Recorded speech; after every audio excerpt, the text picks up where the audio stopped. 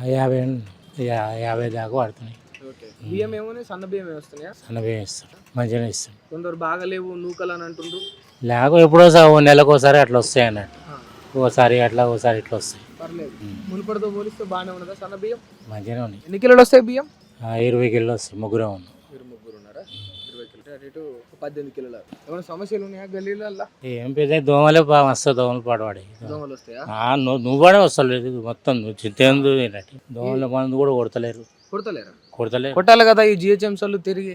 ఇప్పుడు 3 నెలలు అవుతుంది. 3 నెలల నుంచి కూడా వస్తలేడు. 3 నెలలు నల్లలు సరిగ్గా వస్తలేవు. నల్లలతో బాగుంది. నీళ్ళు సరి తాగే నీళ్ళు దొరకలేవు. ఆ జరసేపు ఇడుస్తాడు పని చేస్తాం. ఎవరికైనా చెప్పిండ్రా లోకల్లో మరి? కంప్లీట్ ఇచ్చినాం. మరి ఏమన్నారు మరి? ఏమన్నా చేస్తామంటారు, వస్తా చేస్తామంటారు. అంతే. ఈ యారు ఈ లైన్ మొత్తం ఇక్కడ బాగానే వస్తుంది కానీ ఇక్కడ ఎంత పెద్ద రావు. దోమలు ఉంటే మరి చిన్నపిల్లలకి ఇబ్బంది కదా కరిస్తే. ఎక్కడ దోమ మేము మాంసులకే తేనెతట్లు పోయినాడు. ఈ బండి సాయంత్రం బండి పెడతాం. ఎంత ఇబ్బంది ఉంది. స్నాక్స్ పెడతావా? మిర్చిలు పెడతాం సార్. నిలబడాలంటే కష్టం. అది అగరబత్తులు పెట్టుకొని అది చేస్తున్నాం. నేను మొన్న వర్షం పడకని ఎక్కువైనాయి. అంత ముందుకు